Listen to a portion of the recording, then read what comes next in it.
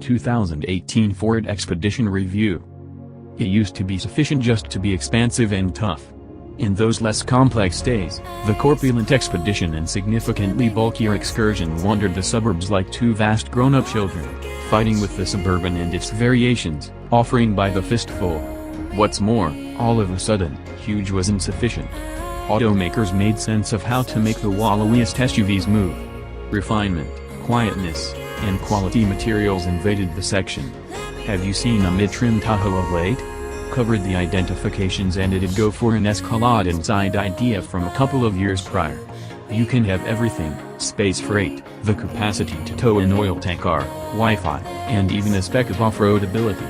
Not that you'll utilize it, you can have everything at a cost. At any rate, those two have expanded, alongside the refinement.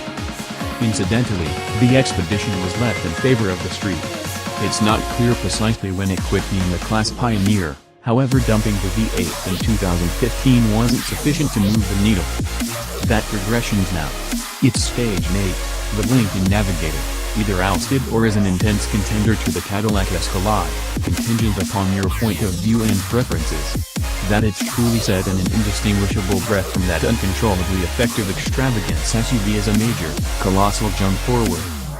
Getting to the campground won't be a lot of a task, either, notwithstanding the Expedition's circumference, 81.6 inches not including the mirrors, huge wheelbase, up to 131.6 inches, and tallness, up to 76.4 inches. Indeed, even base XLT trucks furnished with 4WD are fit for taking care of a Forest Service street at any rate. There's no less than 9.7 crawls of ground freedom, and the FX4 rough terrain bundle increases around an inch because of some trimming of the front air dam.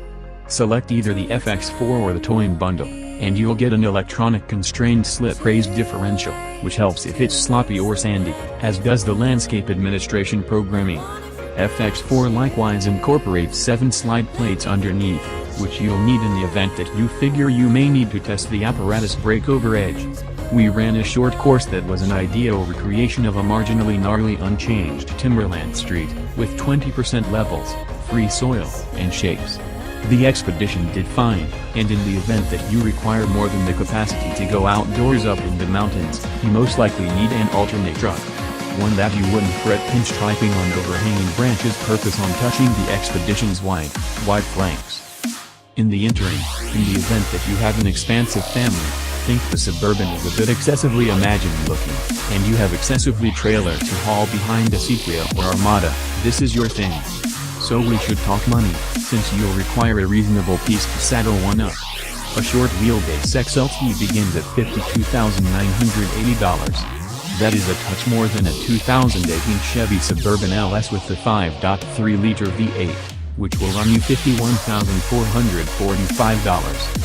Add $2,600 to advance up to a Magz. On the opposite end of the scale, a Platinum Magz begins at $76,595 and goes north from that point.